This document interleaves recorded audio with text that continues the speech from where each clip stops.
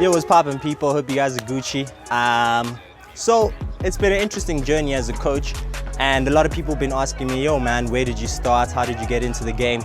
Do you have qualifications? And so I was like, hey, I got YouTube. So let me take you guys on a journey, and I'm gonna school you guys basically on who I am and my coaching journey week on week. Yeah, you know what it is, man. Make sure you subscribe, like, you know, all those things. But basically where I started was like just when I came out of high school. I really wanted to coach, right? I really wanted to do the most in terms of coaching, and so I wanted to go coach abroad. I wanted to go do some coaching on yachts and on cruise ships and stuff. But my parents are like, gap year? Nah, boy, you ain't gonna be doing any gap year. All you gotta do is basically go study. And luckily, my parents gave me the opportunity to go study. And I know most parents don't always allow that their kids study what they want to study because of the economy, because they know better. But luckily, my parents allowed me to do what I wanted to do, what I love, which is sports. So I went to the University of Johannesburg, did my course for 4 years because of the first year. You know, when you're first year, you're fresh out of high school, you know, you want to enjoy life a little bit, you know. But basically did that, and it's been a rock of a journey. I used to play as well, so I played a lot of sports, played rugby, got scouted by UJ, was in reserves, young guns, and then I didn't listen. Played Res League, got broken, and then I was like, I'm out. That's how I got into media, and that's how I got into coaching full time.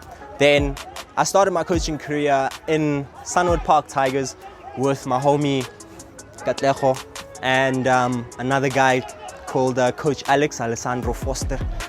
Big inspirations, those two guys were, in two different aspects, right? Alessandro taught me a lot about the technical and the tactical. And then chilling with Kat taught me everything about the emotion, the spirit, you know? And so for me, it was a really great experience learning from these two guys, and I think they really started to shape and mold me in terms of who I am as a coach and who I am as a sports professional. From there, went into finishing my course, finishing my degree. I had a great opportunity because of my family to go and coach in Germany, and that's how I found my team who play in the Bundesliga, Werder Bremen. So I spent some time in Werder Bremen with Sportgarten EV, which is a non-profit organization right next to Werder Bremen and the club.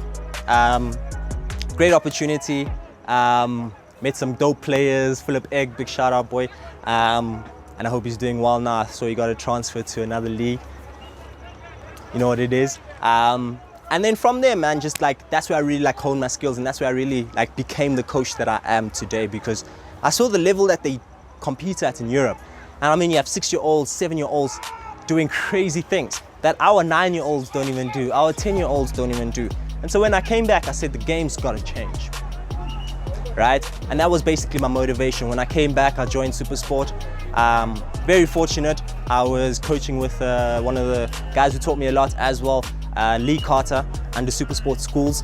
We were running the schools in Greenstone, and it was a great experience. Some great players, best striker I've ever seen to date, Tabang, come out of that school. Tladi as well, one of the best midfielders to ever touch the ball I've seen, come out of that school. A lot of those players have already gone to Europe, which was a great experience for us and a great accomplishment for us as coaches to be able to do that, right? And so yeah, I'm really, really fortunate, really, really excited, really, really happy to be basically doing this. So yeah, man, so it was a great opportunity working with Lee Carter, and he's definitely showed me a lot.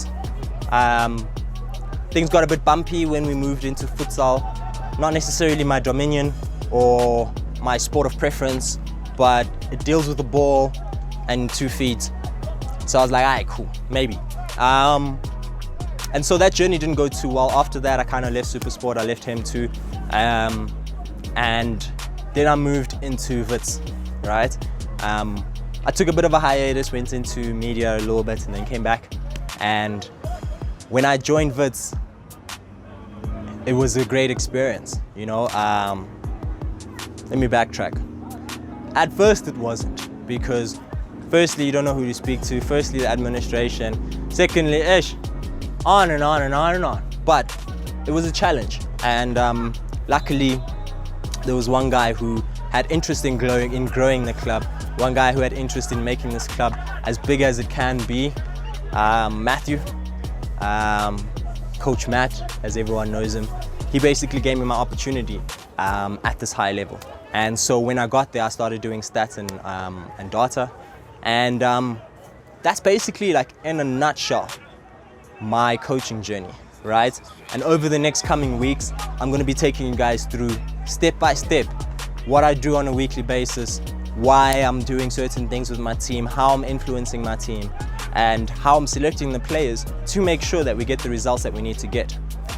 So make sure you tune in, make sure you follow us, make sure you do the right thing, you know, and I'm definitely going to school you. If you have any questions about my coaching career, about my coaching courses, about what I want to do, comment below and I'll definitely hit you up, man. You know what it is, man. It's the Sports Done. In and out, and I'll see you at the top.